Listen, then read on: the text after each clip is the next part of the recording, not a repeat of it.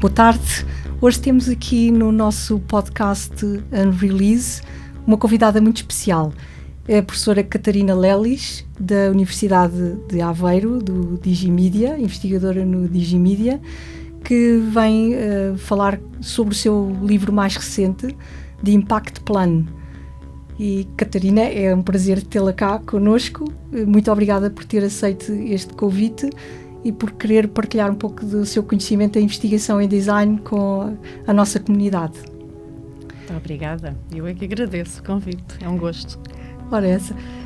Catarina, vamos começar por falar um bocadinho sobre o livro, para que as pessoas também percebam um pouco o que é que podem encontrar nesta obra e as motivações que levaram a escrevê-la. E se calhar começávamos exatamente por olhar para o título do livro, portanto, de Impact Plan. E a primeira pergunta, aquela que nos sugere logo o título, é: porquê estar preocupada com o impacto ao ponto de traçar um plano para lidar com esta questão? Quer-nos explicar um pouco o que é que motivou a escolher este tema?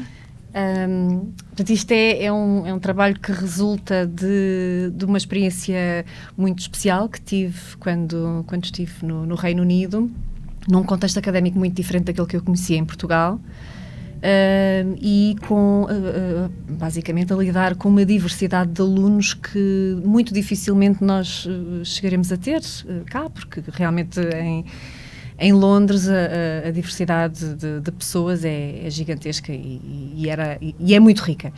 E aquilo que me vinha a perceber, mesmo estando a lidar com alunos de pós-graduação e ao nível de mestrado, e estando eles, na sua esmagadora maioria, com um background relativamente forte naquilo que diz respeito ao design e à comunicação. Nós tínhamos muitos alunos que vinham de cursos de graphic design e da publicidade e do marketing. Nós recebíamos também alunos de muitas outras áreas, inclusivamente biologia, engenharia mecânica, comunicação pura, muito teórica, e que tinham uma preparação muito diferente da dos outros, e que vinham de países muito diversificados, desde a Rússia, à Colômbia, ao México, ao Japão, portanto, de todo lado. E uma das coisas que nós tínhamos, que para mim foi um problema desde o início, foi uma duração muito curta para os cursos de mestrado. Os cursos de mestrado no Reino Unido são tipicamente 1 ano, são 12 meses, e eu vim de Portugal com uma posição, ou pelo menos com aquilo que era à vontade no que diz respeito à gestão do tempo, no contexto de um mestrado, que correspondia a 24 meses, mais coisa, menos coisa. E, portanto, tínhamos que condensar tudo naqueles 12 meses, sem paragem, portanto, era sequencial. E os alunos tinham que pensar nos seus projetos desde o início. E eles não conseguiam problematizar, não tinham tempo suficiente para problematizar o projeto de design que iam levar a cabo naquele espaço de tempo. E, portanto, aquilo que eu fiz foi, de alguma forma, ajudá-los a pensar, a sistematizar o pensamento, numa lógica de escolherem projetos com os quais se conseguissem envolver, do ponto de vista pessoal, mas que tivessem também uma preocupação com aquilo que que são os tópicos prementes que estão nas notícias todos os dias e que afetam o planeta, a humanidade, todos nós, as comunidades, de uma forma geral. E, portanto, aquilo que está nesse livro é um conjunto de exercícios que foram sendo desenvolvidos e que foram agrupados de maneira a ajudar estes alunos de pós-graduação, portanto, originalmente de pós-graduação, a conseguir planear e escolher um projeto que pudesse ser desenvolvido num curto espaço de tempo e, acima de tudo, que conduzisse a algo que não ficasse na gaveta, porque o que acontecia tipicamente na história daquela escola era, eles faziam uns projetos que depois não estavam suficientemente preparados para poderem ser minimamente implementados, digamos assim, e levados a sério. E aquilo que eu lhes dizia desde o início, quando os recebia, eu era a diretora do curso, era: eu não quero projetos na gaveta, os vossos projetos, vocês vão levar os projetos às entrevistas, são para mostrar, vocês têm que levar obra feita, e essa obra tem que, acima de tudo, garantir algum nível de impacto, porque senão não serve para nada. Exatamente. E aqui o subtítulo do livro remete-nos para um pensamento, enfim, crítico sobre a atualidade, sobre o pensar ou repensar o hoje, não é? Aquilo que ocorre agora, para que esse futuro seja melhor, não é? Uhum. E era curioso aquela ideia de que não era só melhor para as pessoas, para os beneficiários do design. Portanto, não sei aqui se a ideia é falar um bocadinho ao nível da sociedade, da comunidade ou da sociedade. Portanto, não era só a ideia de beneficiar essa sociedade, mas também beneficiar o próprio designer, não é? O autor do próprio projeto. Portanto, há aqui esta dualidade de benefícios. Quero explicar um bocadinho como é que isto pode reverter para ambos? Sim. Eu quando comecei a pensar em formas de ajudar os alunos a sistematizar o pensamento, isto foi em 2015, os Objetivos para o Desenvolvimento Sustentável das Nações Unidas tinham acabado de sair. E foi uma alegre coincidência, digamos assim. E eu peguei imediatamente naquela plataforma e de alguma forma conduzi os alunos a tentarem pensar que o impacto é alargado, é potencialmente alargado, deve ser visto como algo que poderá conduzir o planeta e a humanidade para um lugar melhor. E, portanto, olhávamos, acima de tudo, às 3 dimensões principais que definem a sustentabilidade, que são a económica, a ambiental e a social. O que eu vim muito rapidamente a perceber foi que esta preocupação tinha que se estender ao próprio. Porque, e eu vou usar a expressão inglesa, que na altura surgiu por parte de um dos meus alunos, e que foi "What's in it for me?". E, portanto, há aqui é muito interessante, porque há aqui uma componente de altruísmo que lhes é pedida e à qual não se ia chegar sem a componente de egoísmo que tinha que, de alguma forma, contribuir para o bem-estar e para a felicidade destes alunos.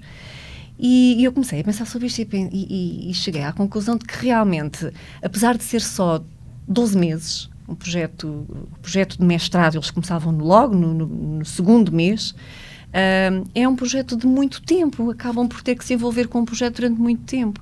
E, portanto, não os vamos obrigar a estar envolvidos em algo que não vai estar na gaveta, vai conduzir a um mundo melhor, mas que vai fazer com que eles se sintam miseráveis, ou com um projeto com o qual eles não se identificam totalmente. E, portanto, a minha preocupação aí foi, de alguma forma, tentar alinhar com as dimensões que definem a sustentabilidade, 2 dimensões que me pareceram ser absolutamente essenciais naquele contexto, e que são o contexto do hoje.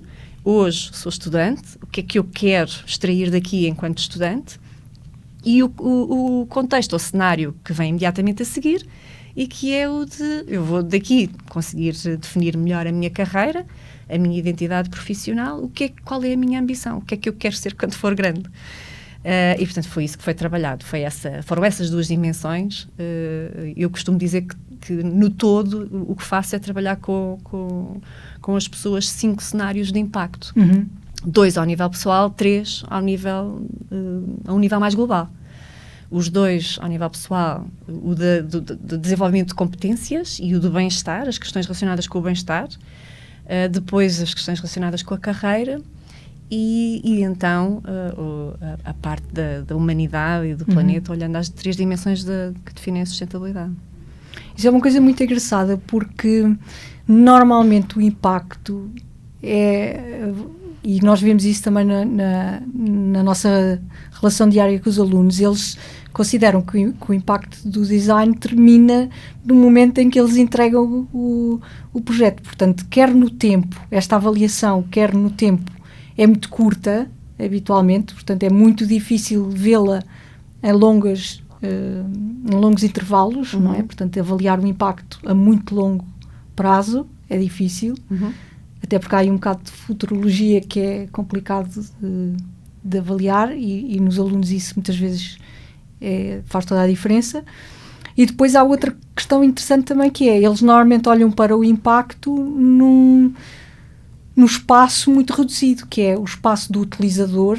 Normalmente é o utilizador direto do produto, nem sequer são aqueles que estão ali à volta. Portanto, o grupo é um grupo muito, muito reduzido. Portanto, quando se pensa no tempo e nesta dimensão do grupo, olhar para um impacto a longo prazo num tempo futuro torna tudo mais difícil. Portanto, para além deste método, há aqui algum conjunto de recomendações de métricas que eles possam usar, porque quando a gente fala em planear algo, tem que ter uma métrica, não é? Porque senão não consegue medir nada, não é? Não consegue avaliar nada. Portanto, há aí também algum tipo de métricas aqui dentro desta proposta que a Catarina nos traz. Mas eu não lhe chamo métricas. Não, porque eu acho que este exercício que faço com eles é um exercício de antecipação do impacto e não de avaliação do impacto. Okay. E para isso há imensa coisa já disponível. Aquilo que nós fazemos é um exercício de... envolve alguma especulação no início. Aliás, das primeiras coisas que nós fazemos é a criação de cenários a 10 anos sobre aquilo que eles entendem que é uma vida melhor ou uma vida boa, o que é para ti uma vida decente, significativa. E trabalhamos muitos cenários diferentes, o cenário tradicional, o cenário dantesco, quer dizer, serem levados por aliens, exploramos de tudo um pouco. E depois, então, começamos a olhar para um conjunto de cartões. Existem 19 cartões, 20. O livro tem mais um. Há um de oferta no livro. Mas normalmente trabalhamos 19 cartões que têm um conjunto de estímulos a que a maior parte das pessoas chamaria métricas, mas eu prefiro não lhes chamar métricas. Eu chamo-lhes estímulos, que são precisamente isso. São estímulos ao pensamento e à reflexão sobre aquilo que, olhando para um possível tópico, para um projeto de design, este estímulo, se eu encontrar uma solução para este problema com o qual me deparo, em que é que este estímulo que me está a ser posto à frente para eu refletir sobre ele vai de alguma forma conduzir a uma situação de impacto que pode ser negativo. Portanto, aquilo que nós fazemos e agora aí a questão da métrica é importante, é apresentar uma lista de estímulos ao indivíduo e pedir-lhes para eles avaliarem, com as devidas aspas, numa escala de -2 para impacto muito negativo a +2 para impacto muito positivo, aquilo que antevêem, portanto é sempre numa lógica de antecipação e de alguma futurologia, com o conhecimento que têm no momento e ainda sem qualquer tipo de investigação sobre o tema, aquilo que antevêem que poderá ser, qual será a relação ao nível do impacto que esse estímulo terá se o problema subjacente àquele tópico for resolvido, se uma solução for encontrada. Okay. É tudo muito na lógica do condicional e das how might we questions. Trabalhamos muito as how might we, a lógica de pensamento how might we, está muito presente nesse instrumento. Isso faz-me pensar numa questão que é, quando alguém tem que tomar uma decisão a esse nível, não é? E tem que decidir o que é o melhor ou o que é o pior, há aí uma parte que tem que ver com princípios éticos, valores, uma moral, não é? Como é que isso é tratado? Há um cartão só sobre isso. Há um cartão só para isso. Como é que os estudantes habitualmente reagem a essa parte, a essa componente? Aquilo que eu tenho vindo a fazer é deixar a abordagem aos cartões tem sido muito flexível. Tenho deixado muito aos indivíduos, às vezes em regime de equipa, portanto, quando trabalham em grupo, deixo aos grupos a escolha de por onde é que começam. Eu, na altura, quando pensei nesta lógica, pensei em começar por mim, e depois então pensar nos outros. Mas aquilo que eu tenho vindo a perceber é que realmente os alunos acabam por preferir avançar no tempo e começar a projetar naquilo que poderá vir a ser um mundo melhor para todos, e aí eles começam então pelos cartões relacionados com as questões da sustentabilidade, da economia, o aspecto social e ambiental, e depois voltam para trás no tempo e começam a pensar neles. E é interessante que quando eles começam do futuro para um tempo mais presente, tem sido mais simples para esses indivíduos que optam por essa forma de trabalhar, abordar os tópicos relacionados com a ética, com a moral, com a consciência do eu e dos outros. Não sei porquê, mas tem sido uma observação interessante. É de facto mais fácil para eles enturmarem-se e discutirem estes tópicos uns com os outros do que quando avançam primeiro no pensamento sobre eu, indivíduo, para depois então alargarem para a humanidade e para os outros. Talvez porque já olharam para os outros, não é? E já têm uma noção daquilo que são os tópicos prementes e que nos preocupam a todos, quer dizer, do ponto de vista social, as questões relacionadas com a igualdade, a diversidade, as questões étnicas e por aí. Ao voltar para trás e começar a pensar mais no impacto que este potencial projeto de design vai ter em mim, já é mais fácil olhar para estas questões. Isto é completamente empírico, baseado nestas observações que fiz em aula com as experiências que eles têm feito. Sim.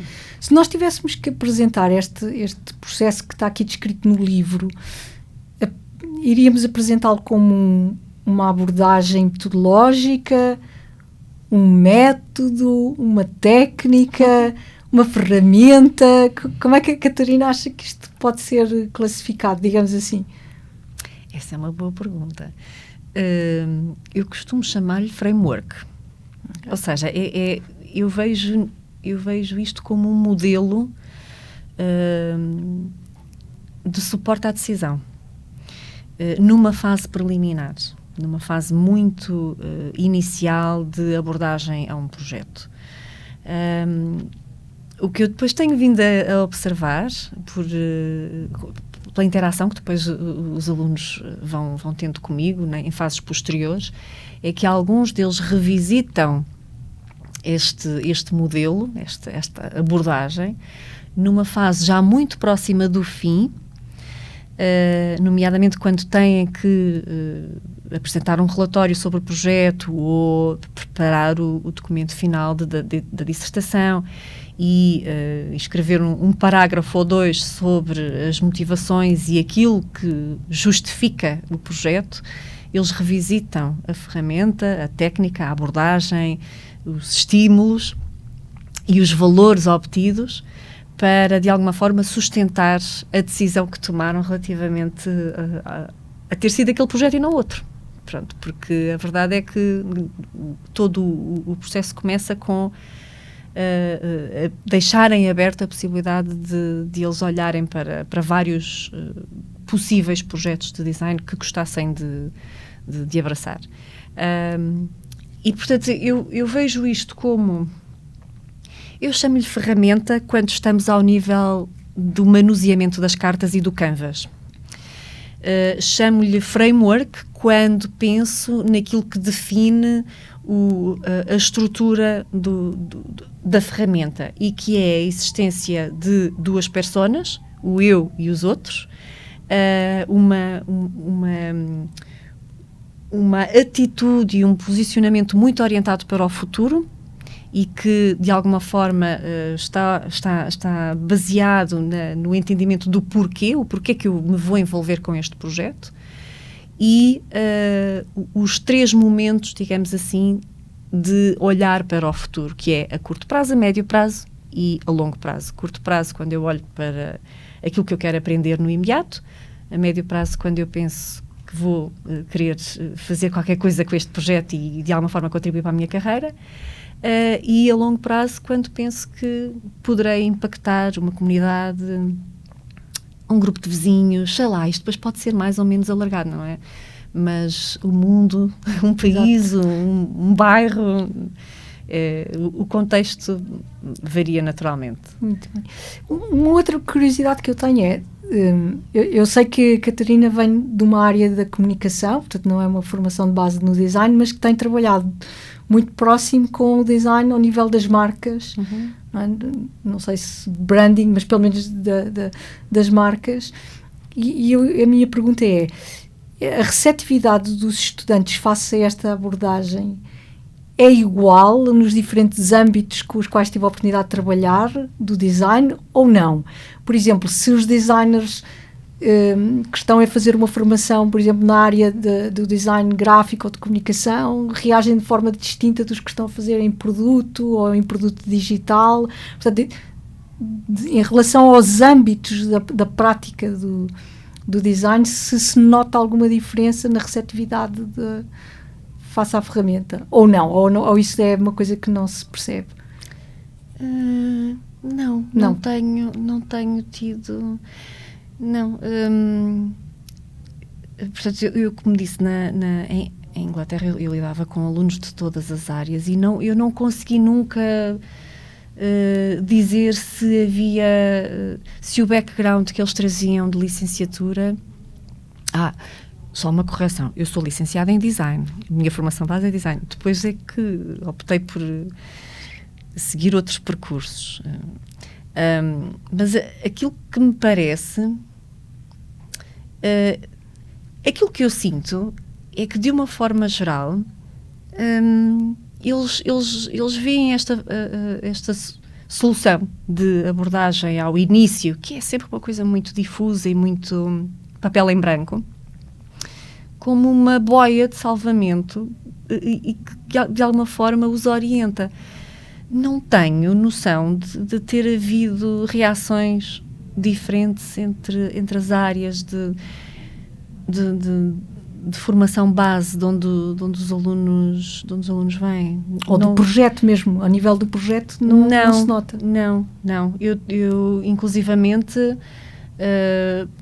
posso acrescentar que hoje a ferramenta foi usada na UTAD por uma colega de Engenharia Mecânica e que, portanto, no mestrado que integra disciplinas de design, e que a receptividade foi muitíssimo elevada. Ela telefonou agora, quando eu estava a vir para cá, precisamente a dizer-me que correu muitíssimo bem, os alunos ficaram super entusiasmados, eles são de uma área completamente diferente da minha, não é? Com quem eu tenho andado a lidar nos últimos anos.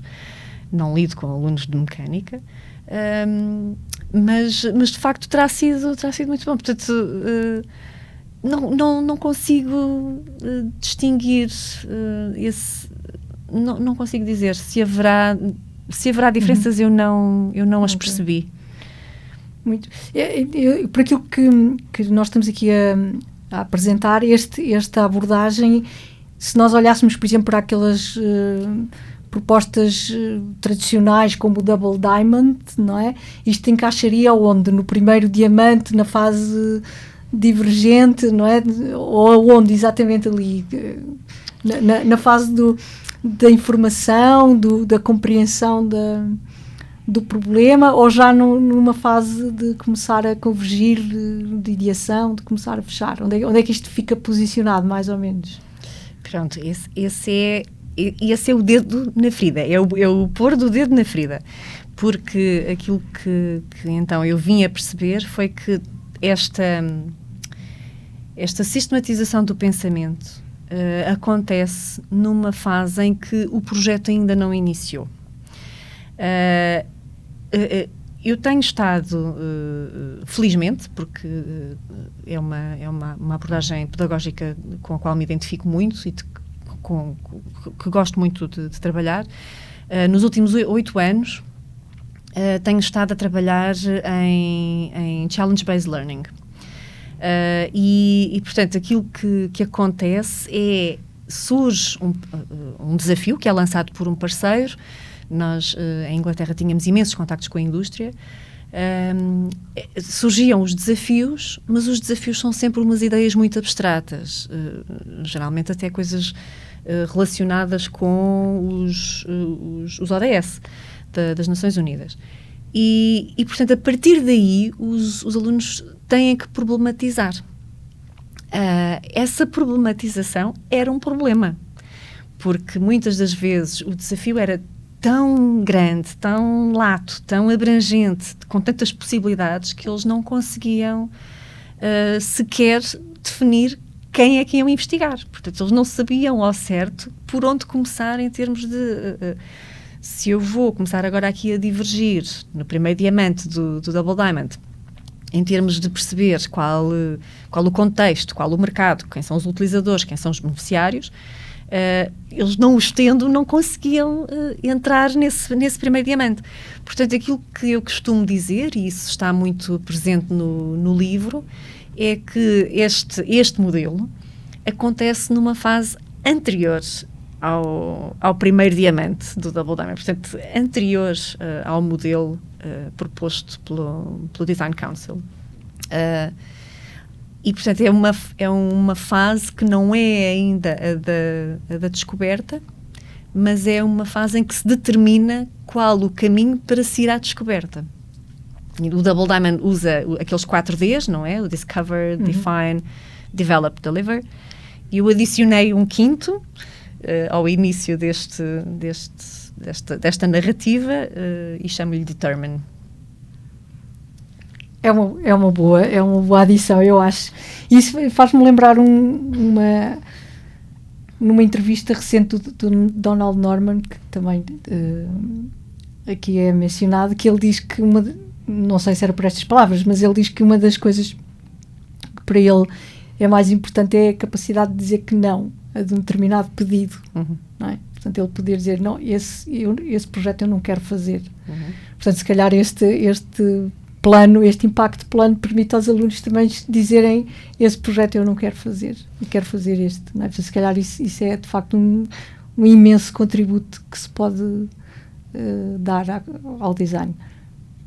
Eu espero que sim. Eu gosto de pensar que, de alguma forma, o bem-estar do designer é essencial no decorrer de um projeto. E lá está, a tal questão do aluno se sentir miserável durante um conjunto de meses enquanto tem que resolver aquele projeto porque lhe disseram que teria que o resolver, é algo que me incomodava. E aquilo que eu verificava era que os projetos depois não iam a lado nenhum. E será que isto pode ser interessante também para quem já está no mercado, quem já está na prática, já deixou a formação académica e está na prática? Será que este modelo também pode ajudar? Porque, por exemplo, uma das questões que muitas vezes nós ouvimos é que muitas pessoas não conseguem lidar com esses dilemas, que são os dilemas éticos, os dilemas morais, dizer, eu não concordo com este projeto porque o impacto dele pode não ser o melhor, mas eu tenho que o fazer porque eu preciso de gerar lucro, não é? Preciso ter um rendimento. Então tem ali um dilema do qual não conseguem resolver. Será que este método tem algum retorno que tenha sido aplicado fora do contexto académico? Ainda não.